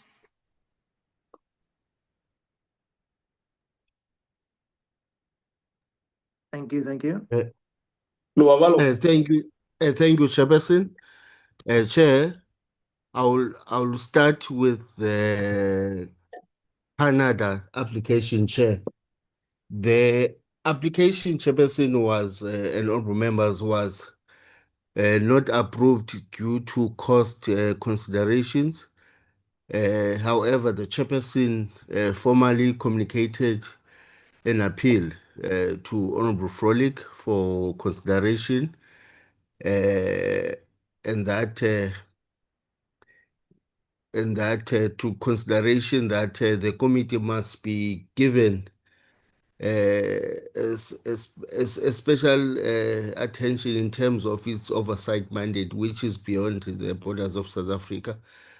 So now at this point, we are still waiting for the appeal. I did follow up, honorable members, to whether the appeal is currently under review. So I haven't had a response from the office so that the committee can decide whether it will continue with the virtual oversight. So that is where we are with regards to the Canada. And then the arrangements for the symposium on the migration and social cohesion, that members will fly in on the 25th, that is a Thursday, and the meeting will start at 9. Initially, the program was going to run from 9 until 2. However, with the consultation of vets, IOM, and Professor Maluka, there was a feeling that it will not be enough to achieve the objective. The time was too short. So therefore, a recommendation was made that the time be extended until 5. So logistically, we're looking at flights. I was told that the only flights available, which the last flight being at 8, are only to Cape Town. So now I'm going to submit an application to request an extension for accommodation. Should members not receive, be able to fly out on Friday, then members are able to fly out on Saturday morning. So we will communicate all logistics before the end of the week or latest on Monday in terms of the flight times and where members will be accommodated. However, in terms of accommodation, the closest that was identified was Sandton, which is quite nearer to Wits University. So I would appreciate if honorable members can confirm their availability with Selina, so that the sooner we get that confirmation, the sooner we can finalize the financial. There's also a matter of alternate members who are frequent in the committee meetings. We are looking at confirmation should one or two members or one or two permanent members not being available, will then rope in the alternate members, but we will communicate on time as soon as we get confirmation of attendance. Thank you, Chair. Okay. Honourable members, is it clear? Any comment? Mr. Chair. Yes, Honourable Chetty. Oh, is it Honourable the first son, the son of the First Nation? Honourable Douglas? No, thank you, Mr. Chair. I think I just want to appreciate the sentiments that were shared and agree also with Honourable Chetty on the need to be there in physical form. As an example, previously we did those virtual tours where we did like 10 or 15 embassies, and they can just show you what they want to show you. They just show you a PowerPoint. And when we went to China, we found out a lot of things in person. When we went to some of the other embassies, we found a lot of things in person. So it's much better for us to fulfill our real function of oversight to do it in person than anything else. And then, definitely, I think it's very important that I agree with Luba. Just if we then have to extend for an extra night, it would be preferable than trying to race back in the dark in Johannesburg. So from my side, thank you very much. That's all. Thank you, Honourable Douglas. Honourable Chetty. Yeah, thanks, Chair. And I'm glad that other members in the committee as well realize the fact that if we do not go and do this oversight chairperson in person, we're just going to be misled like how previous committees were misled. And I think the difference is if the department was getting away with it before, and the fact that we are exposing the amount of distrust that there is from officials. And I hate labeling the point chairperson because the last time, prior to us leaving, we were told ICT is perfect, everything is working. We get to Brussels, we hear a whole new story. And I think the department has been getting away with this for far too often. And that is why they believe they are a law unto themselves. And chairperson, if we're going to make this thing work and we're going to do justice to South Africa, we're going to have to exercise our oversight. And I must also, President Co-Chair, I'm glad that you stood your ground about the fact we don't do study tours, we do oversight.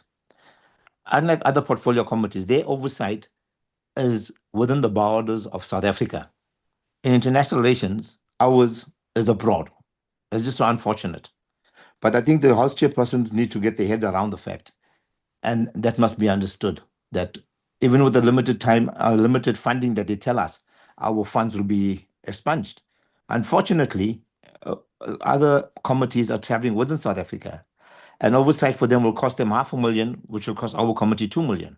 Not because we are taking everybody and going for holiday, it's because of the rand-dollar rate exchange. And it seems some people who are sitting in the positions of chairperson, of House chairpersons, cannot understand or comprehend that difference. So, Chair, thank you for at least fighting the fight and taking it up to them. Chair, I just want to find out, just for clarity purposes, any idea when would the candidate take place? Because then what happens to next week's event, next week's engagement? If those that are going to be going, will they still carry on for those that are staying back, and will they be attending that? Just for clarity purposes, Chairperson, if there's a clash. Thanks, Honourable Chetty. If it's approved, we will leave the same night. I think the flight is around 6-7. We would have completed the seminar by 3 o'clock or so. So if it's approved, we will push that. We finish the symposium. We complete it around 3, or if it's not done by then, we depart ourselves. Then the UN working with vets, they can complete the symposium with the staff from our office. I don't know, honourable members, what is going to take for the authorities in Parliament to change their approach. The approach of the last 32 years, which the committee is requesting that it must be amended, because this committee is not the same as other committees. And allocation from Parliament, it's standard. I think it's 3 million committees, 3 million per committee across the board. So it doesn't take into account the magnitude of the work we do. We hope over time those who take decisions will understand this rationale, that at least the committee must get two times of the budget. So in my letter to the authorities last week, I said, it's fine. Leave us to exhaust our budget. It shouldn't be, we understand your concern, but we will exhaust our budget, that's okay. And between now and the next financial year, we'll use other methods domestically to do oversight, like virtual oversight and so on.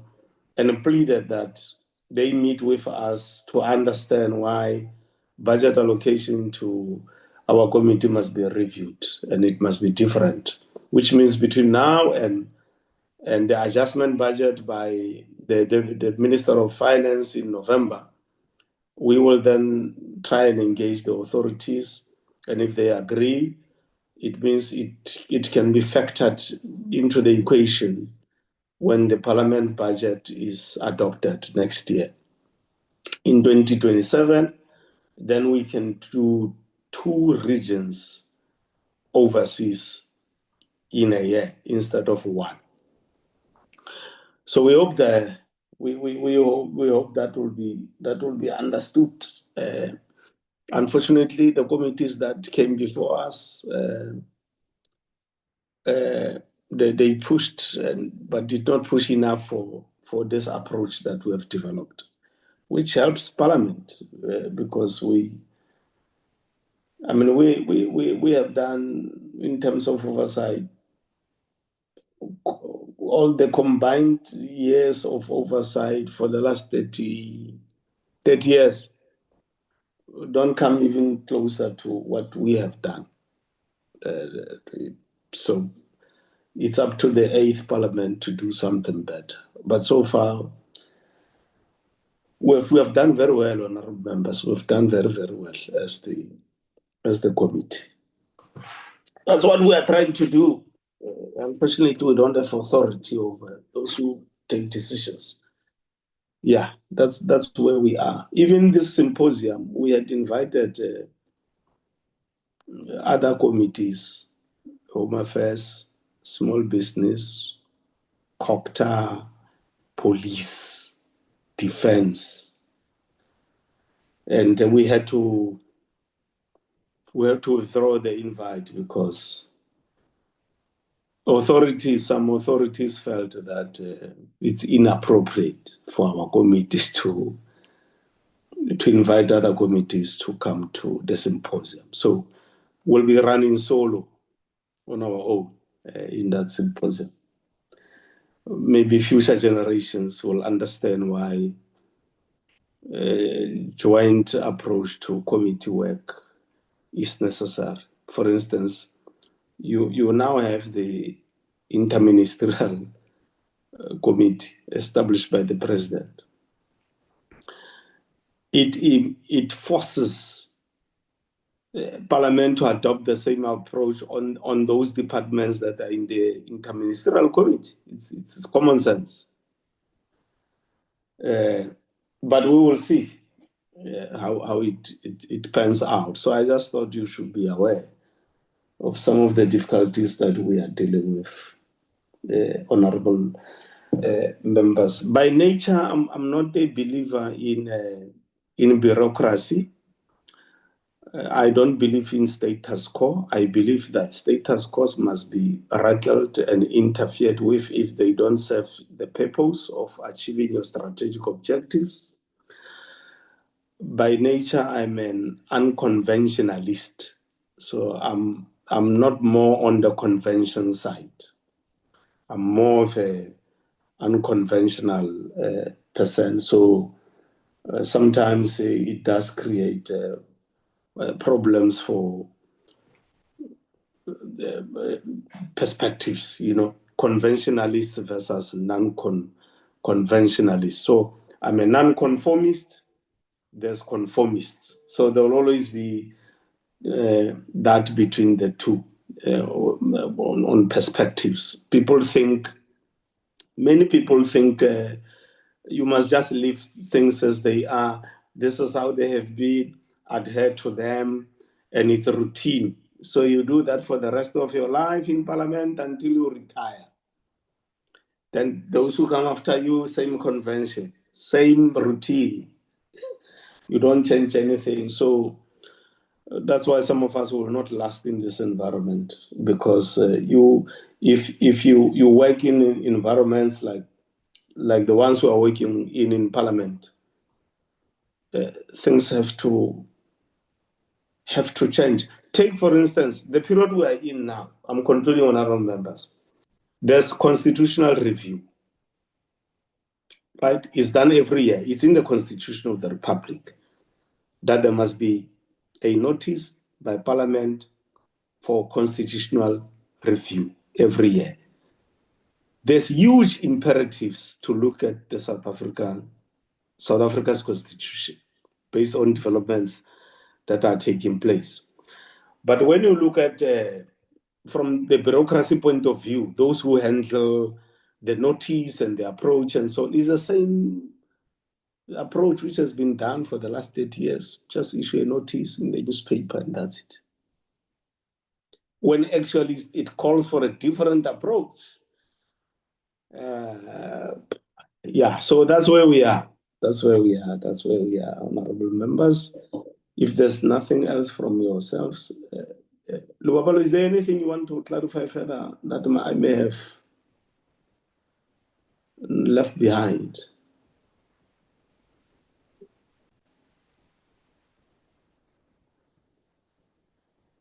Ausdinel, I see your mic is on. You can speak. Oh, it's by mistake, Chairperson. But in any event, Chairperson, thank you. Chair was going to brief members about the SAEU meeting. Oh, yes, I forgot it. You can do it, Ausdinel. Proceed. Oh, okay, Chairperson. Thank you, Chairperson, through you, honorable members. There is going to be, Chair has been invited to SAEU meeting next week on the 24th to the 26th. So Chair was inviting members to attend. It's going to be physical in Cape Town at Taj Hotel, starting on the 24th. So the thinking was that members can be, if members are able to attend, they can attend the Tuesday meeting and also attend the committee meeting on Wednesday, which is also going to be physical. It's the meeting with the Red Cross ICRC. So that meeting is also going to be virtual. I mean, it's going to be physical. So members can join the SAEU again thereafter, after the meeting with the Red Cross, and then continue the meeting on Thursday in readiness for departure for the symposium in Johannesburg. So this is a proposal which the chair, was making and extending an invitation to members to join him in the SADC EU parliamentary meeting next week. Thank you, Chairperson. Okay, thanks, Ausdinel, for reminding me. Honorable members, the Speaker had delegated the responsibility to chair this meeting of the EU and SADC. So I thought it would be important to have you as members of this committee attending. It's not per se our committee thing. So it's the Speaker. I think there's about 5 committees whose chairpersons have been brought together. But because it's more of an international relations the matter, I thought it will also benefit members, those who are available to come and attend that interaction with the European Union as SADC. The Red Cross, I met them 3 months ago or so. And I also thought it would be important not only for me to know what they are doing, how they are doing it, and so on. So I said to them, I'll invite them to the committee so that they share their work in the African continent, in South Africa, what they do, and how, as a committee, we can forge some kind of a relationship. Because I said to them that one of your weaknesses as the Red Cross is that your reports are just published.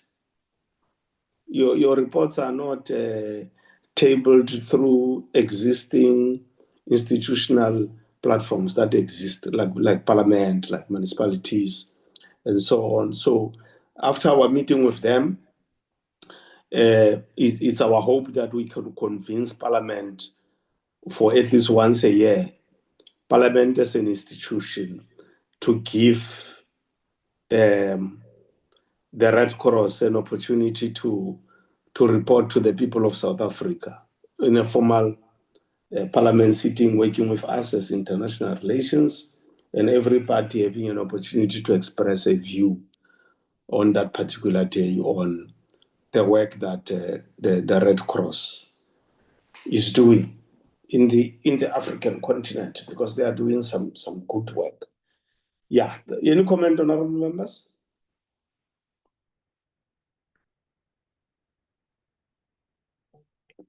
Okay, silence means consent. Mr. J, sorry, I'm struggling to Yes, find the Honorable button. Douglas. No, I just want to confirm and say thank you very much. These are the kinds of meetings and interactions that we're looking for, Honorable Chair, and I appreciate your leadership in setting a lot of these things up. I will be attending all of them, and I would really appreciate if we can continue the forward thinking and relationship building with organizations like the Red Cross, and then also with the the symposium with WITS, as well as the EU and SADC meetings. We appreciate it, and we thank you for the inclusion. Thank you. All right. Thank you very much. I also forgot to indicate that I met with the Ukrainian ambassador. He will also be coming to the committee soon. We are just trying to get a date for Ukraine to come to the committee to meet with the committee. Yeah. So, honorable members, tomorrow South Africa is playing their penultimate match, which if we lose tomorrow, there's nothing else that will happen. The last game will just be for formality. Then we can prepare to receive our boys at the airport for them to come and go to their respective clubs and wait for the season to start of the PSL in September, somewhere there. Africa is doing averagely well. I think it's us and Senegal. I don't know who else has lost, but it's us and Senegal, because Ivory Coast did well. Morocco, what happened to Morocco? Did they draw? Yeah, I think it was a draw. So that's where we are. Tomorrow is a crucial game for South Africa. And I just hope psychologically our players are at the right level, because there's no way you can tell them that, if you're a coach, that if you lose this game, the country's out. And the fact that you know that if you lose the game, you are gone, it can affect you psychologically. Also, where players will be afraid to make mistakes and whatever. So we will see what will happen. It will not be good for South Africa to lose tomorrow. So we need to win tomorrow and against Korea next week, so that we remain in the World Cup. Yeah, that's where we are. Otherwise, we wish Bafana well. I hope in future we can change this name and call them Baobab, like the Baobab tree. Compare their strength to Baobab, the Baobab tree. The cricket is blossoming like a protea flower, which is found here. Protea flower. It's a good name, Protea. And then we've got those who run like the Springboks in the field. So I hope Bafana in future, because it's also a dull name, we can change it in future and call them by something which give better significance to our country, vegetation and so on. Yeah. Otherwise, go well, honorable members. This afternoon, I think there's a sitting which is virtual. We wish you all the luck and thanks for the robust engagements that have taken place here today. Department, if some of you are still there on the platform, we thank you. South Africans who always follow us, because I know there are South Africans who religiously follow the International Relations Portfolio Committee. We also appreciate your attention to the work that we do as the Portfolio Committee on International Relations. We look forward to all the success of all these activities that we spoke about here today. Enjoy your lunch, honorable members, and we will meet as we meet. God bless. Thank you, Mr. Chair. Thank you, Chair.